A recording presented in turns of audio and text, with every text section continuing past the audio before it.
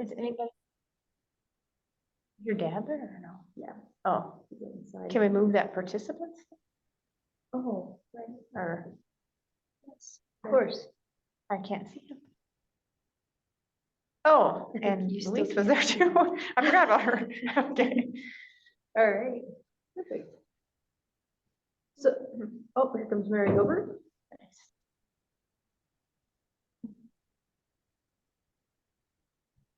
While Mary's joining, any reflections from just the Hebrew poetry? Hmm.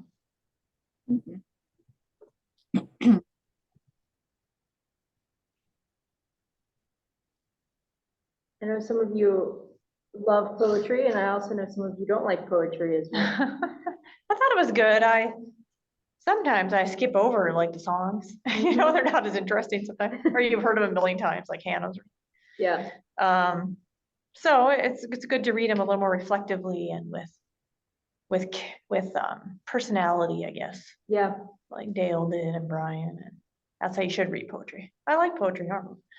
One of the things I noticed too is that when God's speaking, it's often in poetry. Yes. Which I thought that was really interesting. In certain books, those are like the poetry parts are God talking. Yeah, thus says Yahweh or whatever. Yeah, that's true. Well, we are going to jump into just a totally different series from poetry. Okay. And we're going to look at the bad words of the Bible for the next few weeks. And the bad words of the Bible as in sin, transgression, and iniquity. I was going to say hell, which is not really in there. Hell is not actually the netherworld, so no. It would be really interesting. We could do a whole series on heaven and hell. Yes, we could someday.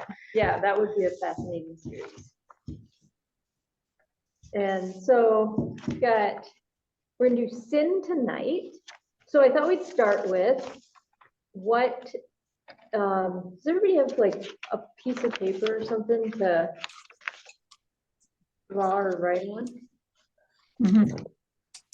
No. Okay. Okay, do it in your mind if you don't have one. And No, I have no pen. think about or ask, what is sin? Like, how would you define sin? Or what are some things that would constitute sin?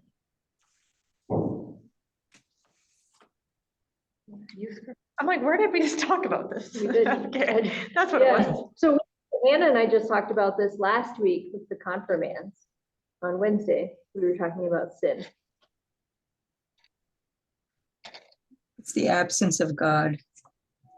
Okay, absence of God.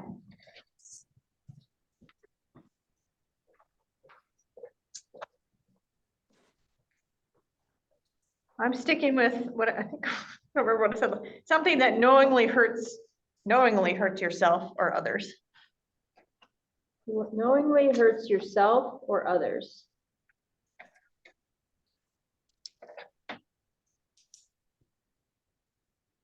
Something, an act, I guess. An act. How else would you define sin?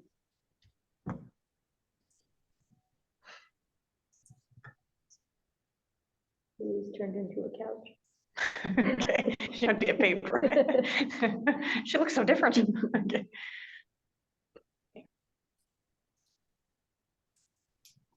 I'm a little tongue-tied because I took one philosophy class in college, and I wrote a paper, and my professor's comment was, your concept of sin is pre-Kierkegaardian. Oh. and I don't think I understood it then, and I most clearly don't understand it now. But maybe we'll stumble across something that'll ring a bell as we're having this discussion. Not sure where Kierkegaard would come down. What was your concept? Yeah. I don't remember now. That wasn't my major field of study, and so I think probably what happened is I wrote something that was grounded in my Lutheran catechisms and confirmations and upbringing, And my professor was a very learned and cosmopolitan woman from a different faith background. And so I just was, yeah, I don't know. That's a good question. Maybe I'll rediscover that.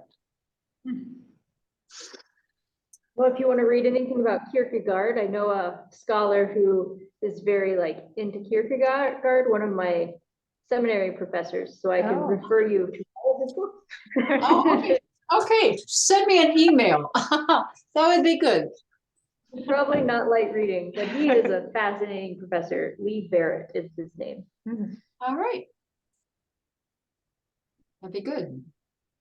But that brings up a really good point of like Kierkegaard sins. So an understanding of sin has changed throughout time too.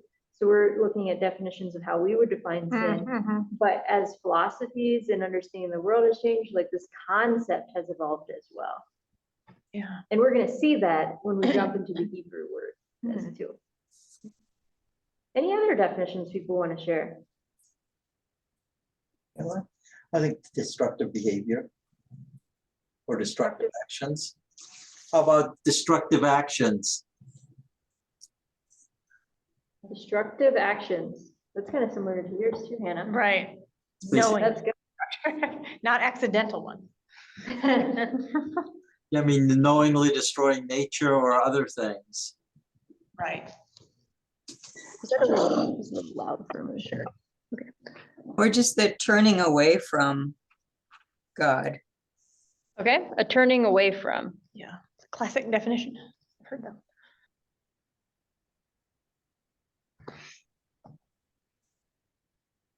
Any others?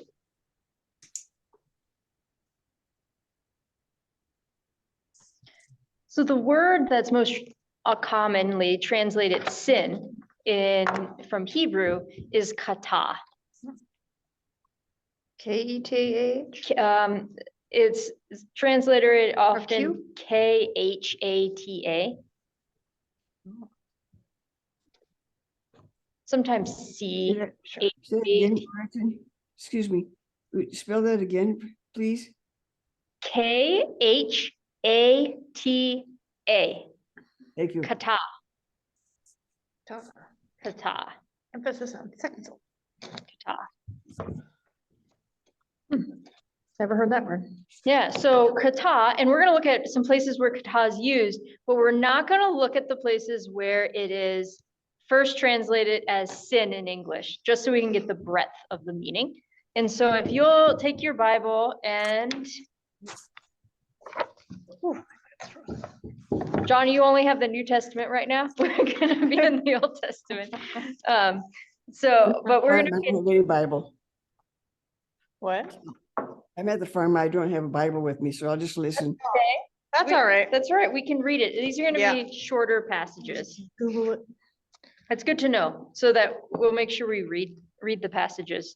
Thank you. Yes, absolutely. Judges. So Judges.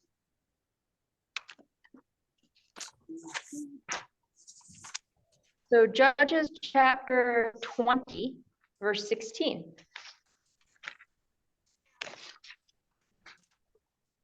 Verse 16.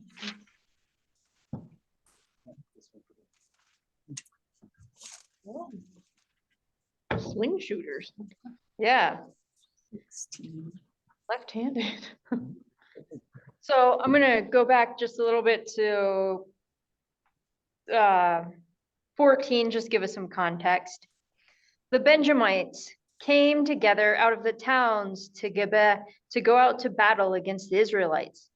On that day, the Benjamites mustered 26,000 armed men from their towns, besides the inhabitants of Gibeah. Of all this force, there were 700 picked men who were left-handed. Everyone could sling a stone at a hare and not miss. So the word kata is in this verse. Any idea where? Where is she? Mine's kind of different. Mine says hair's breadth. Swinging at it. Or what are some other? Left-handed. John says miss. Mary, what'd you say? I'm guessing left-handed? Left-handed? Well, my Bible says left-handed was good back then. The right hand was restricted because the left hand was good at the military. Isn't that changed later on? Yeah. That is changed later. I don't know, refeed. I don't know. It is the word miss. Not left-handed. I like this one because I'm left-handed. Yeah.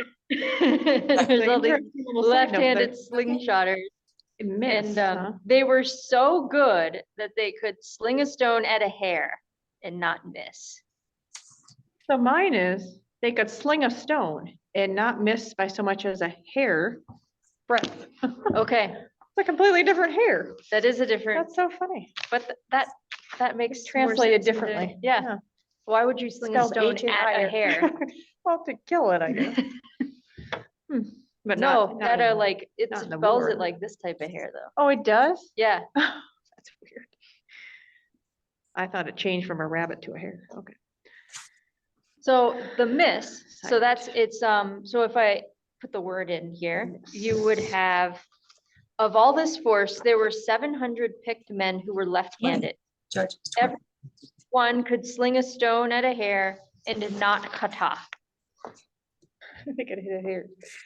So kata is also it's an archery term that's being used here. Kata means that you would not miss. So if you You would were, miss I or mean not that you miss? would miss. Oh, okay. So kata, so if you were to sling a stone or shoot an arrow at Number a 19. and you missed, it's number 16. 16. Chapter 20, verse 16.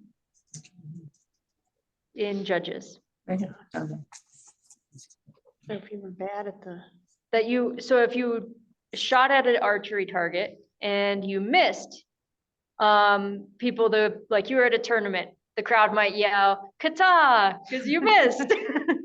You Oh. missed the target. Was it because being militarily good was so important? Well, maybe the word was as important then. It was just, It has such it gravitas just now. meant Yeah. that you would miss. Just another meaning. That you okay. missed the mark. Huh. And actually, so the place that you would hit, where our arrow would go, would be the bisha. So it would like, that's where the arrow went. And Oh. bisha is a word for evil. Oh. Hmm. So we have Huh. this sin and evil, which are actually archery terms. Hmm.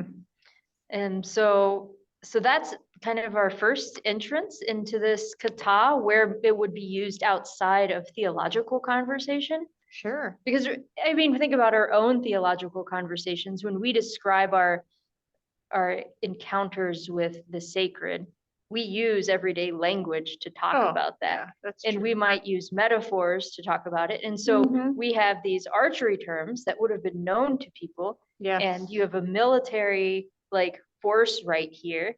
And we're going through a period of just a lot of wars and things. So of course, Yeah, there yeah. would be using military or archery terms to describe.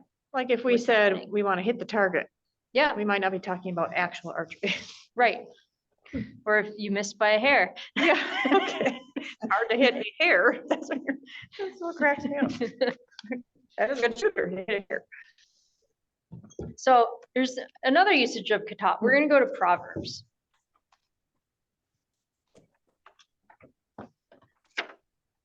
Proverbs chapter 19, verse 2.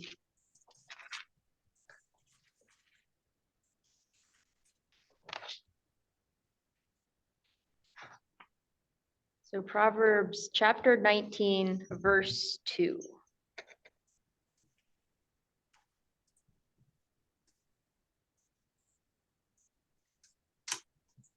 Desire without knowledge is not good, and one who moves too hurriedly misses the way.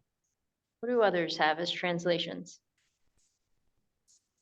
I have zeal without forethought isn't good. Act too quickly and you'll lose your way. Yeah, I enthusiasm without knowledge is not good. Impatience will get you into trouble. Oh, impatience. Which Bible? Huh, Do you have the good news? Yeah, quite different. I have, it is not good to have zeal without knowledge, nor to be hasty and miss the way. Hmm. So I have the word miss in there as well. A clue. Yeah. Yeah, so here we have, desire without knowledge is not good, and one who moves too hurriedly, kata, So you'll lose, you would get lost. or miss. You, Yeah, you would get lost on the way. You would miss the way.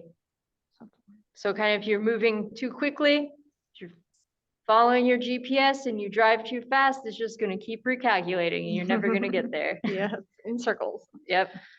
You just get lost. So that's another use of kata. And let's go to Job now. Oldest book in the Bible. The oldest book in the.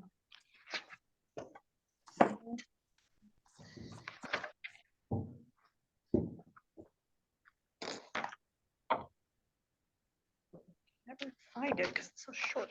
It's before. Always Psalms. after. See, It's I after always- Psalms, is it? Mine's before Psalms. Hold on. Mine, Job. wait, Is it? mine is, yeah. Oh, It's right before interesting. Psalms. Mine's after. That is weird. The It writing. is. Huh. I can't remember how it is in regular Catholic, but I don't know. Interesting. Which, What are you? which Yeah, chapter? Hey, you're not forgetting. It Before just keeps Psalms, after moving. Psalms. Around Psalms. All right, what was the chapter? All right, so Job, chapter 5, verse 24. Yeah, this table's moving. Yeah, it's not steady. There we go. Oh, you got, oh, you did it. All right. Chapter 5, verse 24. You shall know that your tent is safe. You shall inspect your fold and miss nothing. What do others have for that? I have, then you will live at peace in your tent. When you look at your sheep, you will find them safe. Oh. Hmm. I have, you will know that your dwelling place is secure, and when you inspect your flocks, you won't find any missing. Mine is similar to that. So we have, Safe. if we put kata in, we've got, you shall know that your tent is safe. You shall inspect your fold and kata nothing. Like a verb or something.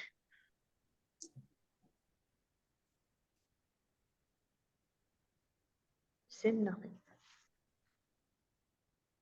So we have this at one of the base roots of kata, what's often translated as sin.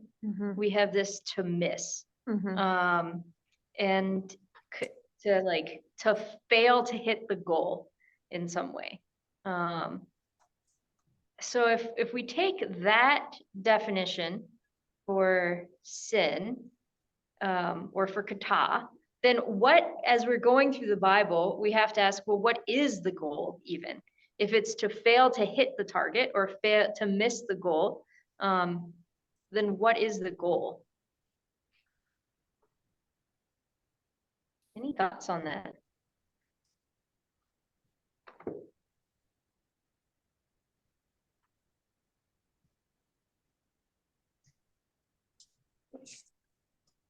Boiling the entire Bible down to a line or two.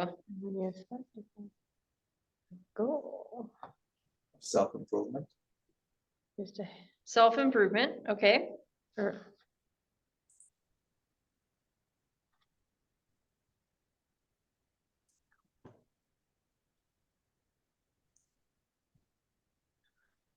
it's to, well, in this case, it'd be like to be there with God, not missing. Oh, that's interesting. to And be there with- acting in a way that God expects, has stated that God expects. The goal is love. The answer is always love, isn't it? It's always Yes. love. Opposite of sin, love. Well, is it though? I don't know. If kata is to Yeah. miss, Yeah, is the opposite of missing the mark?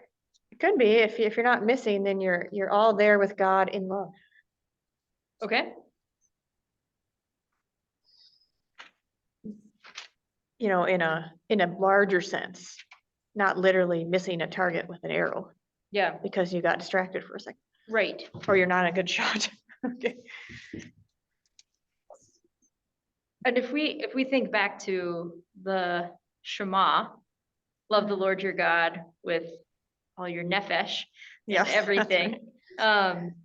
That's there, it would say the answer is always love. It's true. And then if we went to jump forward to Jesus, where Jesus says, upon this hang all the law and the prophets.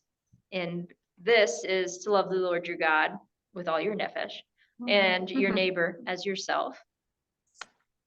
And if we go back, we're just jumping all over. If we go back to like Exodus, and let's look at the 10 Commandments, or one of the renditions of the 10 Commandments. So Exodus 20.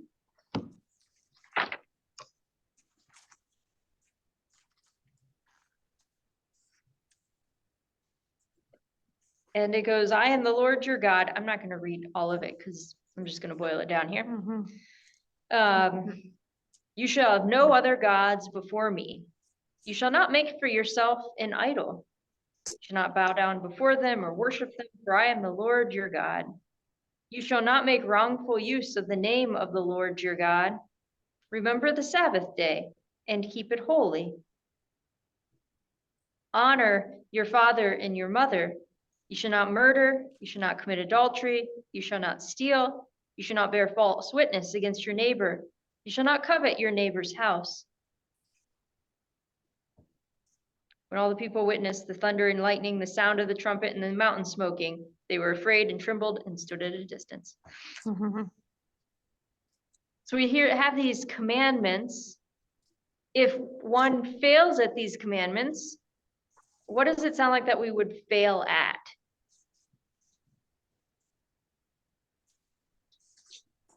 Missing some of them, Missing some of them, yeah. missing loving your neighbor, missing those. Not that thou shalt not do this, thou shalt not do that, but thou shalt love your neighbor and all that stuff. Yeah, we would fail at loving our neighbor. We would miss loving people. Yeah. And we would miss loving God. Yeah. We would fail at loving You're failing God. at a relationship with God almost. Right. Do not worship any gods except. So this gets to what kata is then. To kata is to miss the mark, to miss the target. And the target that the Bible returns to again and again is to love God and to love your neighbor as yourself. And so to sin, to kata, is to miss doing that, to fail at doing that.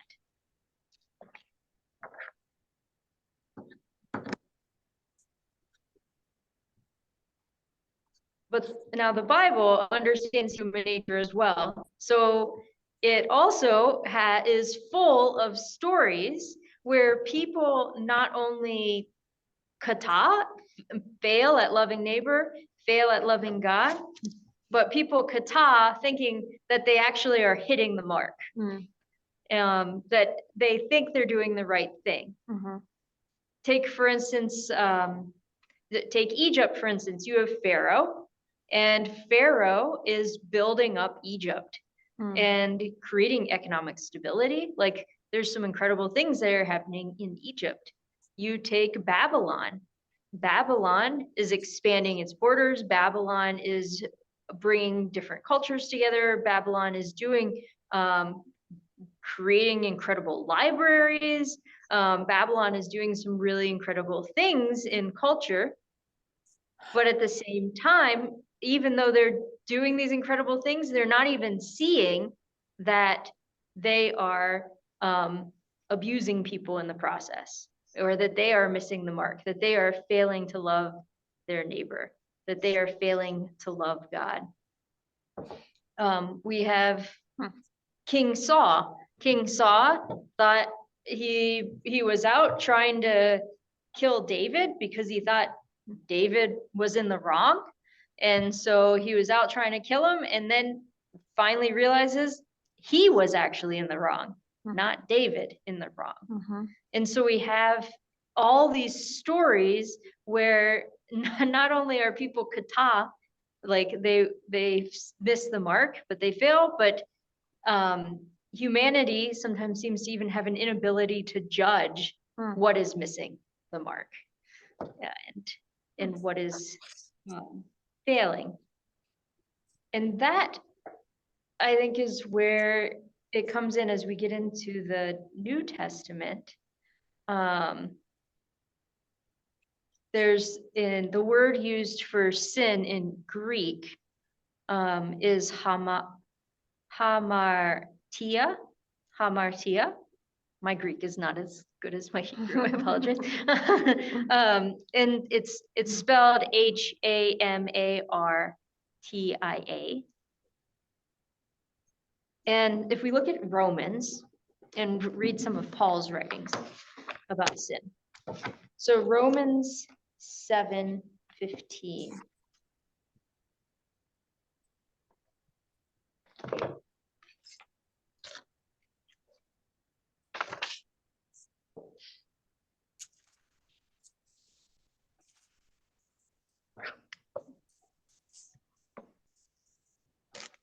So I'm going to go back a little bit here to 11. For sin seizing an opportunity in the commandment deceived me, and through it killed me. So the law is holy, and the commandment is holy and just and good. Did what is good then bring death to me? By no means. It was sin working death in me through what is good, in order that sin might be shown to be sin, and through the commandment might become sinful beyond measure. For we know that the law is spiritual, but I am of the flesh, sold into slavery under sin. I do not understand my own actions, for I do not do what I want, but I do the very thing I hate.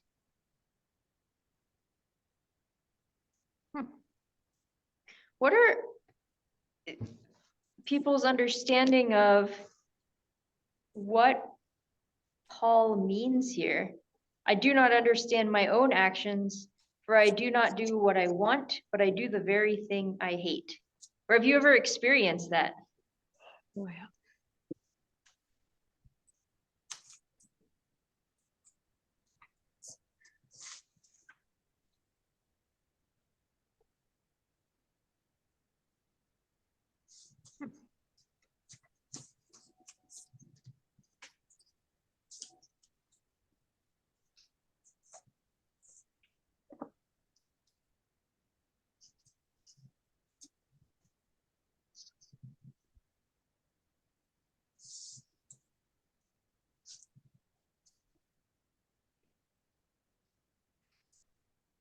He seems to be talking about the power of the commandments for good. And so it's, the yin yang, like, so the opposite, because we're human, will be very bad, I think. Yeah. The law is good. And if there's all these good things, there will always be sin, I think. Because if you're not doing the good things, then you're sinning, I guess. But there's always opportunities to miss doing them. Right. The kata part. And sometimes and then Paul even admits that sometimes we miss them even though we don't want to. Yes.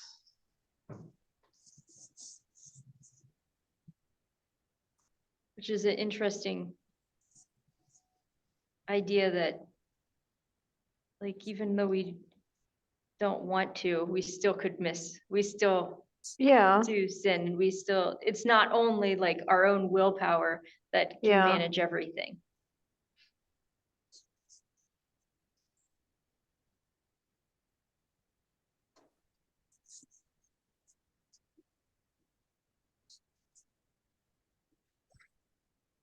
Which matches with just human nature and human biology too. Mhm. I think we've talked about like the brain biology Mhm. makeup before, but there's so our brains tend to like get stuck in negative thoughts just Mhm. on default. That's our default, to get stuck into negativity. Mhm. Even though we know that positivity is healthier for us, and Mhm. we still get stuck on negativity sometimes. And it's actually our brains that, like, part of us, like, we can try to will ourselves out of that and focus more. We can do things that will help us be more focused on the positive. But there's also a part of our brains that is just the very chemical makeup of our brains makes some people be more negative than other people. That's just chemical makeup. It could be generational trauma that causes it. It could just be genetics. It could just be the way somebody lived through their life that created a different chemical balance in their brain that predisposes some people more towards negativity towards others, and some people more towards positivity than others. And so there's an element of looking on the positive side or looking on the negative side that is of our own control. And then there's an element that is just wired into us. And that is hard for us to separate out and to not do it, because it's just a part of our brain. And sometimes I think about like missing the mark or sinning as part of that there's pieces of it that are just like that. We do have pieces that we control, but then there's parts where sometimes we're just jealous of something, or sometimes we think something about another person that we wish we hadn't thought, but we already thought it. Yeah. Or things like that come up.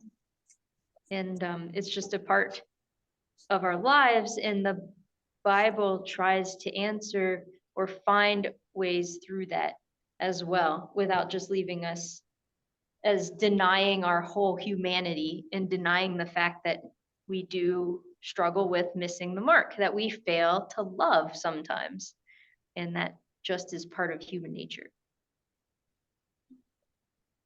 The part, I don't do the things I want to do. I think we all have throughout everyone's lifetime, you have a tendency, or we can self-sabotage as always. We do things, but that we know are going to hurt us, but we don't know why, or others. Yeah. A strain of humanity for some reason. We repeat parts of history. Yeah, and you don't even want to do it, but you do them. Yeah. Yeah. Yeah, that's true. I could see how experience, I mean, part of it is chemical, but the positive, if you grow up and with everybody leaving you or disappointing you, that it might be hard to change your outlook, I think. Yeah. No matter what the chemical, but yeah, the balance there. Well, and childhood traumas during brain development. Yes. Oh, a combination. Yeah. Yep. Sin is complicated. Sin is complicated. I would not say it's black and white, and neither does the Bible so far. No. So, and that's an important piece that when it talks a lot about thou shalt not judge others, Right. like how Yeah. complicated is it? Not only is it saying sin is like missing the mark, but humans misjudge what is even sin a lot of times, and what is missing the mark a lot of times. And so how can we judge others when we ourselves get it wrong a lot of times? I think most bills in the legislature right now are severe judging others. Okay. Yeah, Yeah. absolutely. Very severely judging others. For confirmation youth group, we told the story of the woman who was found committing adultery. We don't know what happened to the man. He just wasn't there. And so they had pulled the woman out into the street, and they were saying she had to be stoned. And so Jesus was like kneeling down and drawing in the sand. And he was like, okay, whoever among you has not sinned, or whoever among you has failed, who has not ever failed to love, go ahead and throw that stone. And all the older people left first, and then the younger ones left. Somebody's translation said that, yeah. Very interesting. And then Jesus looked up and asked the woman, is nobody here anymore? Why is nobody gonna throw a stone? And she said, no. Well, I won't either then. You're free to go. Just don't do it again. A great story. The piece of don't judge. Mm-hmm. We missed. Any thoughts on kata? We do have a Bible Project video. Oh, okay. So I'm gonna go ahead and share my screen. Let me pull up that video first, though.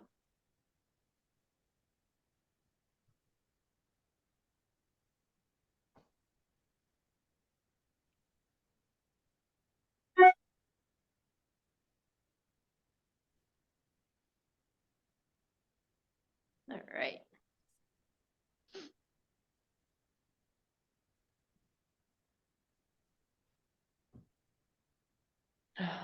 I'm having a real craving for cookies. I know. Like fresh baked cookies, not store bought. I know. It's so hard. So everybody who's at home, at the after school place made brownies today. So the entire church It smells smells like chocolate chip cookies. like to me. chocolate chip cookies and brownies. It Wow. smells I so don't good, bake anymore. and I am so I do miss hungry. that at the monastery, being freshman. I had dinner, but it makes me so hungry I did too. just smelling it. All right. All right, so here is our Bible project. They're gonna go through a lot of what we went through too, so they can add some clarity. The Bible has a lot to say about how messed up humans are, and that's true. It's also true that the Bible's vocabulary about this topic sounds odd to modern people, using words like sin, iniquity, or transgression. And so the Bible's perspective on the human condition is often ignored or treated as ancient and backwards. This is really unfortunate, because through these words, the biblical authors are offering us a deeply profound diagnosis of human nature. Iniquity describes behavior that's crooked, while transgression refers to breaking trust. And sin, this is actually the most common of these bad words in the Bible, so let's focus on it for a few minutes. Sin translates the Hebrew word chata and the Greek word hamartia.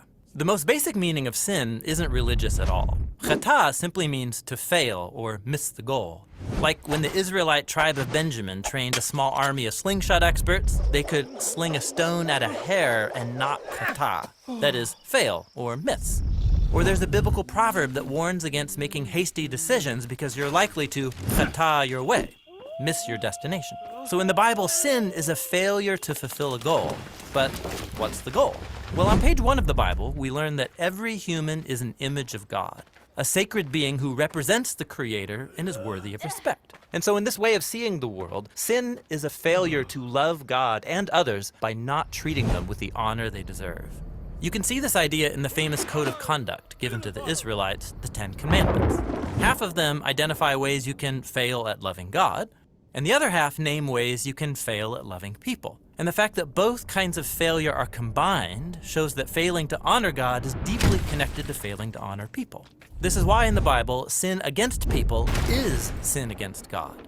Like when Joseph refuses to sleep with the wife of Potiphar, he says, "How could I sin against God?" In Joseph's mind, failing to honor a human made in God's image is a failure to love God. And so, sin is a failure to be truly human. But there's more.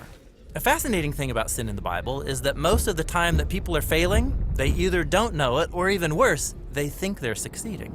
Like when Pharaoh wants to build Egypt's economy and protect national security, in his mind, this justifies enslaving the Israelites. He thinks it's good, and he's totally unaware that it's an epic fail. Or when King Saul is chasing David around the wilderness trying to kill him, he thought he was bringing a criminal to justice until he realizes He's the corrupt one, and he says, I have sinned. I am the failure. So sin is about more than just doing bad things. It describes how we easily deceive ourselves and spin illusions to redefine our bad decisions as good ones. So why are humans such bad judges between moral failure and success? Well, the first appearance of the word sin in the Bible offers an insight. There are these two brothers, Cain and Abel. Their parents had just given in to this beastly temptation to redefine good and evil by their own wisdom, and now Cain is faced with a similar choice. He's jealous and angry that God has favored his brother, and so God warns him, if you don't choose what is good, Chata is crouching at the door, it wants you, but you can rule over it.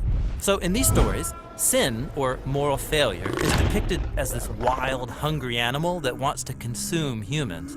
And we know how that story ends. The Bible is trying to tell us that failed human behavior, our tendency towards self-deception, it runs deep. It's rooted in our desires and selfish urges that compel us to act for our own benefit at the expense of others. And it leads to this chain reaction of relational breakdown. This is why in the New Testament, the Apostle Paul describes hamartia as a power or a force that rules humans. In his words, we are slaves to sin. He even says sin lives in us, so that the things I don't want to do, that's what I do. So with the word sin, the biblical authors are offering a robust description of the human condition. It's a failure to be humans who fully love God and others. It's our inability to judge whether we're succeeding or failing, and it's that deep, selfish impulse that drives much of our behavior. This is not a pretty picture of ourselves, but if we're honest, it's realistic. This is why in the Bible, the story of Jesus is such good news. He's depicted as the Creator become a truly human one who did not fail to love God and others. That is, he did not sin. And yet, he took responsibility for humanity's history of failure. He lived for others, and he died for their sins. And he was raised from the dead to offer them the gift of his life that covers for their failures. Or in the words of the apostles, he committed no sin, yet he carried our sins in his body on the cross, so that we might die to our sins and live to do what is right. And that's the story behind the biblical word for sin.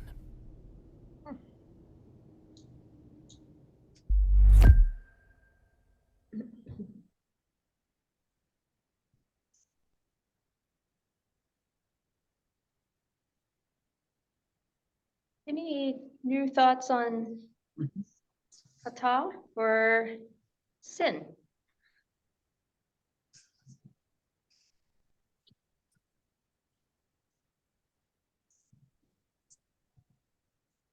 One of the lines I like in this clip was when they talked about that Chata is like a failure to be truly human. Is one line they had said. Yeah. And we use that in English too, when we say things like, well, where is their humanity? Right. Some talking about legislature stuff. Yeah. Maybe, I don't know if it's you or somebody else. Somebody had said, I don't even understand. It's some of the things people are saying aren't even a human response. Yeah. Like, it's not even a human response. Inhumane, Yeah, as we say. to be inhumane means they're failing to love people. Like if we say something is an inhumane practice. If we're being human, we mean loving our own race, I guess, our own people. But you can be inhumane against animals. You can, yeah. Inhumane treatment of It's the animals. need of society. Or human means that. Oh, go ahead. I'm just saying, I go out every week to the Humane Society, Central Dakota Humane Society, and work with the animals there. Being human to the dogs. But I kind of like that It's to be interesting that it human means that, means to love that we and got care for that others. definition has come about is very Yeah. interesting. Yeah. I like it way better than thinking to be human means like we just do awful things. all the Well, time. yeah, that's true. But to be human means that we actually love and care for others. Humanity is usually a good, positive term. And when we fail to be human is when we fail to love. Yeah, exactly. I don't know, I think of the Bible as partly like it's calling us to be fully ourselves. Mm-hmm. And to be fully ourselves means to be, I mean, More human. we are human. And Right. like, that's, I think the Wales version of the Bible would sound very different, but But we also say, we do say it's not human, but we also say kind of the opposite. Like, well, he's just a human. Yeah. To excuse things. I'm only human. Yeah, that's it. Yeah. Mhm. I'm not God, I'm only human. I'm expected to sin a little. I don't know. I don't know.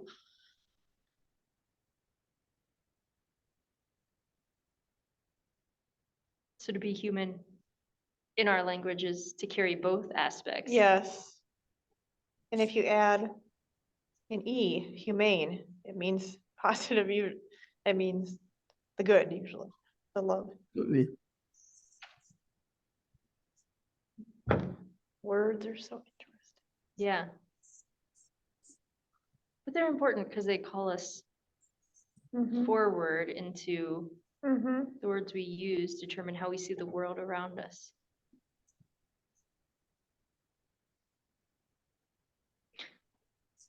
Other thoughts on what it means to be human?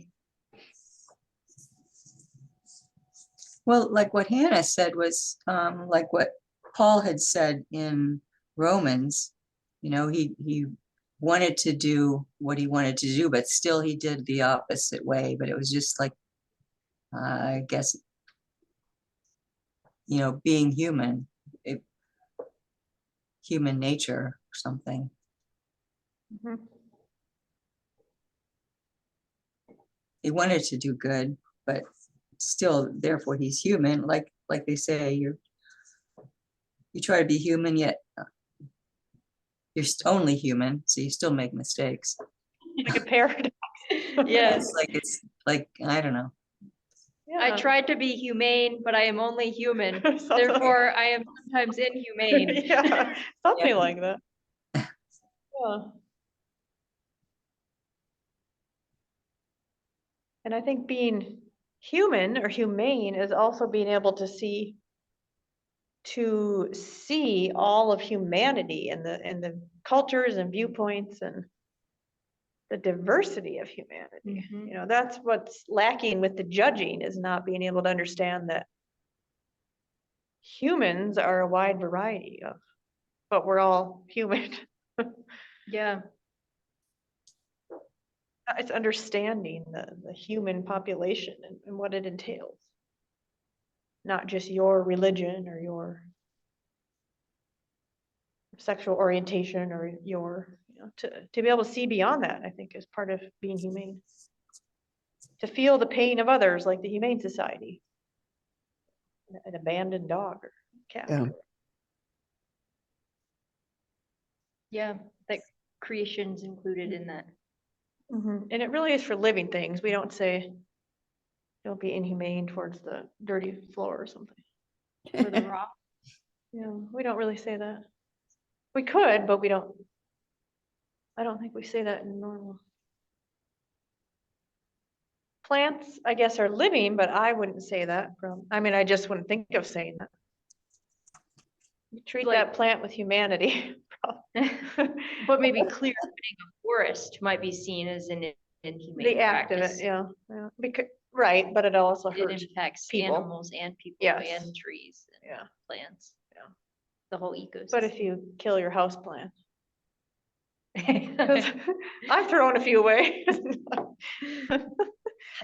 It's a thinner line. Oh, goodness. You failed at loving God. It You was killed the saving someone who's houseplant. allergic to the plant? No, I just made that up. Oh, interesting. Well, I hope tonight's class has made sin more complicated for you. Because I think sometimes when we oversimplify sin, that's when we think it's easy to judge. And that's when we start judging. And that's when we stop being human. You know, my friend has a shirt, be a good human. that she wears sometimes. Not just any human. Be a good human. Yes.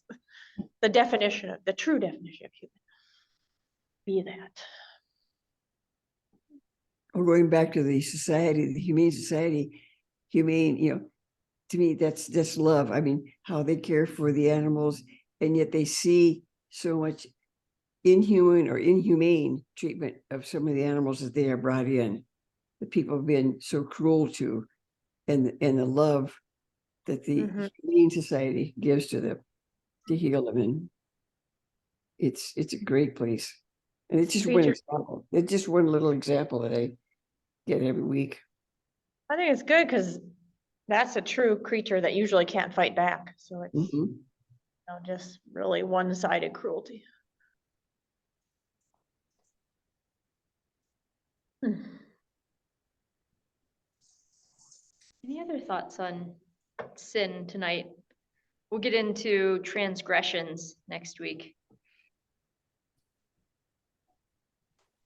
Maybe I should like lock the doors and trespass. I do think probably every time I say or somebody says I'm only human,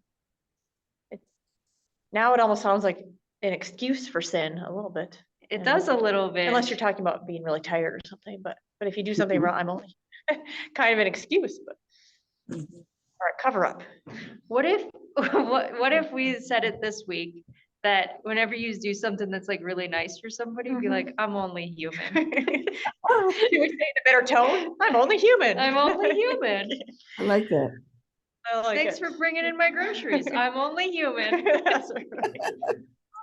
Oh, That might actually make people stop and think Yeah. and make huh? us stop and think what it even means Thanks to for the be nice human. card. Well, I'm only human. They'd be, oh. We'll try it. It's also a psychology. See how people react to life. Yeah. Yeah, you don't have to TikTok it or film it or anything. I think that people might take that as, if you say, well, you bring in the groceries and say, well, I'm only human, then they would take it as, wow, maybe I should have been doing that. Oh. Maybe I should have taken in the groceries for you instead of you taking it for me. Incur guilt with it. Yeah, it's like, and bring some guilt to those persons or something. I feel like that might be leaning towards kata. I Yeah. don't know. Yeah. Maybe we're sinning by saying that Yeah. and not realizing it. But not knowingly. Yeah. Maybe if you try it, see the results. See what And happens. if they're negative, maybe if they're causing hurt, Yeah. stop doing it. Yeah. Yeah. Our confirmands they always do a closing prayer at the end of theirs. So for theirs, after we talked about sin, they all wrote on a sheet of paper one thing that they felt was sin or that they personally had done. One thing that had hurt others or that was a failure to love. And they wrote it down. And then they tore it in little tiny pieces and threw it in a trash can full of very dirty food so that it could never be pulled out again. And that was their closing prayer of releasing those things, and as far as releasing the judgment against themselves as well. Because sometimes we think a lot about how people judge others or how we judge others, but one of the hardest ways people we judge is ourselves too. And so releasing that. 'Cause that too is a failure to love ourselves. Yeah. That's true. Well, next week we'll go into transgressions and same time and place, Monday at 6. Same place. Okay.